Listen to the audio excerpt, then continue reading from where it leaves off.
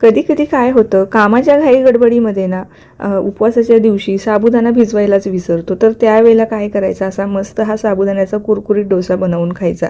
कारण यासाठी आपल्याला साबुदाणा भिजवावा लागत नाही किंवा इतर कुठलीही पूर्वतयारी करावी लागत नाही. तरीही डोसा मस्त असा कुरकुरीत तयार होतो. अगदी जसा पेपर डोसा असतो ना, अगदी तसाच हा पेपर डोसा उपवासाचा सुद्धा तुम्ही बनवू शकता.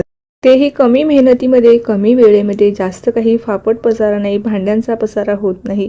अगदी झटकीपट तयार होणारा हा डोसा आहे. यासोबत अगदी मस्त अशी झटकीपट तयार होणारी चटणीची रेसिपीसुद्धा व्हिडिओमध्ये दाखवलेली आहे. त्यामुळे आजचा हा व्हिडिओ कुठेही स्किप न करता अगदी शेवटपर्यंत नक्की पहा. रेसिपी नेहमीप्रमाणेच अगदी साधी, सिंपल, सोपी आहे. त्यामुळे तुम्हाला नक्कीच आवडणार आहे. तर त्यासाठी रेसिपीला एक लाईक जरूर करा.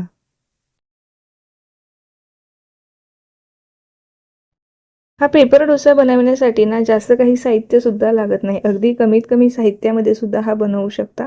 तर इथे मी घरातल्याच वाटीने मोजून बरोबर पाऊण वाटी एवढा साबुदाणा घेतलेला आहे. आता हा साबुदाणा छान असा कमी गॅसवरती फुलेपर्यंत भाजायचा आहे. सतत आपल्याला याला पलटवत राहायचं आहे, जेणेकरून तो रंगाने डार्क झाला नाही पाहिजे. फक्त त्यातलं जे मॉइश्चर आहे ना ते कमी झालं पाहिजे. एवढाच फक्त आपल्याला भाजायचा आहे. हलकासा असा फुलायला लागला की त्यानंतर आपण इथे पाव वाटी ते भगर घातलेली आहे. भगरसुद्धा अगदी आपल्याला सुरुवातीलाच घालायची नाही, कारण साबुदाणा भाजायला थोडासा भगरीपेक्षा जास्त वेळ लागतो. त्यामुळे सुरुवातीलाच साबुदाण्यासोबत भगर घालू नका.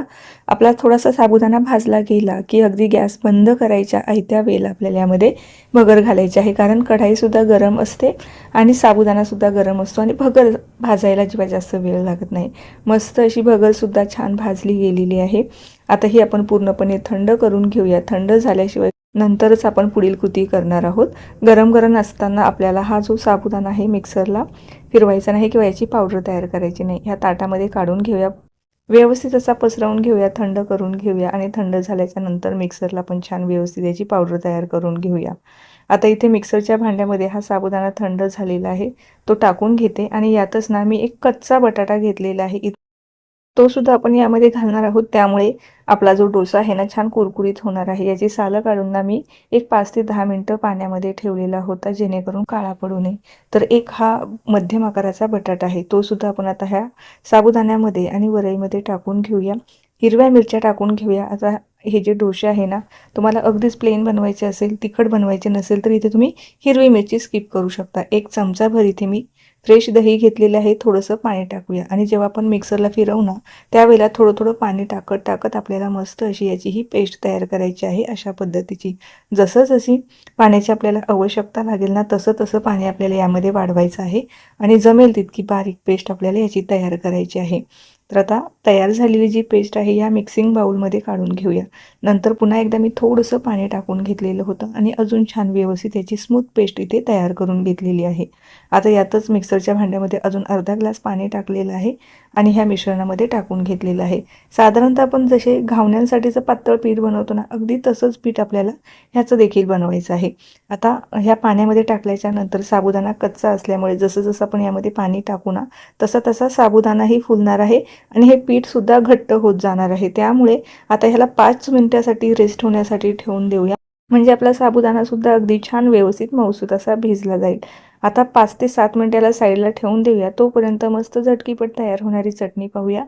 इथे मी ओलं खोबरं घेतलेलं आहे. ओल्या खोबऱ्याच्या ऐवजी सुकं खोबरं वापरलं तरीही चालेल. भाजलेले शेंगदाणे, त्यानंतर हिरव्या मिरच्या टाकून घेऊया.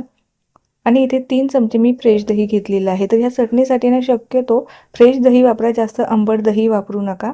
कारण आंबट दह्यामुळे ना या चटणीची थोडीशी टेस्ट बिघडणार आहे. जर तुम्हाला आवडत असेल आंबट, तर त्यात तुम्हाला 1 चमचाभर साखर घालायची आहे किंवा साखरेचं प्रमाण तुम्ही वाढवू शकता. त्यामुळे चव बॅलन्स होते. चवीपुरतं मीठ घातलेलं आहे. पाणी टाकून मस्त अशी पातळ चटणी तयार करून घ्यायची आहे. डोशांसोबत तुम्हाला कशी चटणी हवी आहे ना, त्यानुसार तुम्ही ह्या चटणीमध्ये पाणी ॲडजस्ट करायचे आहे. तर ही पहा मस्त अशी आपली उपवासाची झटकीपट तयार होणारी चटणीसुद्धा तयार झालेली आहे. या चटणीला आपल्याला फोडणी वगैरे देत बसण्याची अजिबात गरज नाही. ही चटणी अशीचही फार छान लागते. ही जी चटणी आहे ना, तुम्ही मस्त अशी साबुदाणा वड्यांसोबत खाऊ शकता. अप्रतिम लागते. यात जर थोडीशी किसलेली काकडी घातली ना, ह्या चटणीची चव अजूनच वाढते, अजूनच भारी ही चटणी लागते. एक 5 ते 10 मिनटं झालेली आहे. पीठसुद्धा छान व्यवस्थित फुललेलं आहे आणि बऱ्यापैकी घट्ट झालेलं आहे. तर एवढ्या घट्ट पिठाची आपल्याला अजिबात जे डोसे आहे ना ते बनवता येणार नाही. तर त्यासाठी आपल्याला यामध्ये पाणी ॲड करावं लागणार आहे, कारण भिजल्यामुळे ना साबुदाणा फुललेला आहे आणि पीठ घट्ट झालेले आहे. यात ना मी मीठ टाकायचं राहिलेलं होतं, मीठ टाकून घेतलेलं आहे. अजून मी इथे पाऊण ग्लास एवढं पाणी वाढवलेलं आहे. आता पाण्याचा जो अंदाज आहे ना तुम्ही अंदाज घेत घेत फक्त पिठाची जी कन्सिस्टन्सी आहे ना थोडीशी पातळ असायला हवी, एवढ्या प्रमाणात तुम्हाला पाणी वाढवावं लागणार आहे. इथे तुम्हाला दिसत असेल व्हिडिओमध्ये मी हे पीठ कसं भिजवलेलं आहे, अगदी सेम तसंच तुम्हाला सुद्धा भिजवायचं आहे. लगेचच डोसे बनवून घेऊया. तर आता हे डोसे बनवण्यासाठी ना शक्यतो नॉनस्टिक तवाच लागणार आहे, त्यावरतीच हे डोसे छान व्यवस्थित कुरकुरीत होतात. इतर कुठल्याही तव्यावर करू नका, नाहीतर चिकटण्याची शक्यता असते. आता ह्या नॉनस्टिक तव्याला ना अगदी हलकंसं तेल किंवा तूप लावू शकता, जास्त तेलाचा किंवा तुपाचा वापर करू नका. छान पीठ व्यवस्थित मिक्स करून घेतलं आणि तव्यावरती अगदी पातळ असा हा डोसा आपल्याला पसरवून घ्यायचा आहे. तर पहिला डोसा झाल्याच्या नंतर ना साबुदाणा भिजत भिजत जातो. दुसऱ्या डोशाच्या टायमाला जर तुम्हाला पाण्याची आवश्यकता वाटली ना तर पिठामध्ये तुम्हाला थोडंफार पाणीसुद्धा वाढवावं लागणार आहे, ते डिपेंड आहे. तर आता सुरुवातीचा पहिला डोसा आहे त्यामुळे इथे मला पाण्याची आवश्यकता लागलेली नाही. दुसऱ्या डोशाच्या वेळेला तुम्हाला थोडंफार पाणी ॲडजस्ट करावं लागेल, कारण पीठ जास्त घट्ट झालं तर याचे असे पातळ डोसे होणार नाही आणि कुरकुरीत होणार नाही, मऊसूत होतील. तुम्हाला कुरकुरीत हे डोसे हवे असतील ना तर थोडंसं पातळ हे पीठ ठेवावं लागणार आहे. तर गॅस मी इथे मोठाच ठेवलेला होता. मोठ्याच गॅसवरती आपल्याला हे डोसे बनवायचे आहे. मस्त असं वरतून आता तुम्हाला दिसत असेल हलकासा सोनेरी रंग आलेला आहे. त्या स्टेजला आपल्याला हलकंसं तेल लावायचं आहे. तेल लावल्याच्या नंतर हा पलटवून घ्यायचा आहे. वरची जी बाजू आहे ना तुम्हाला जास्त ओलसर वाटत असेल ना तर त्यावेळेला तुम्ही वरच्या बाजूने सुद्धा भाजून घेऊ शकता, परंतु वरची जी बाजू आहे ना पूर्णपणे अशी कुरकुरीत झाली असेल ना तर वरची बाजू भाजू बसण्याची अजिबात गरज नाही. तर हे पहा, मस्त असा हा कुरकुरीत आपला हा पेपर डोसा साबुदाण्याचा इथे तयार झालेला आहे. खायला अतिशय भारी लागतो.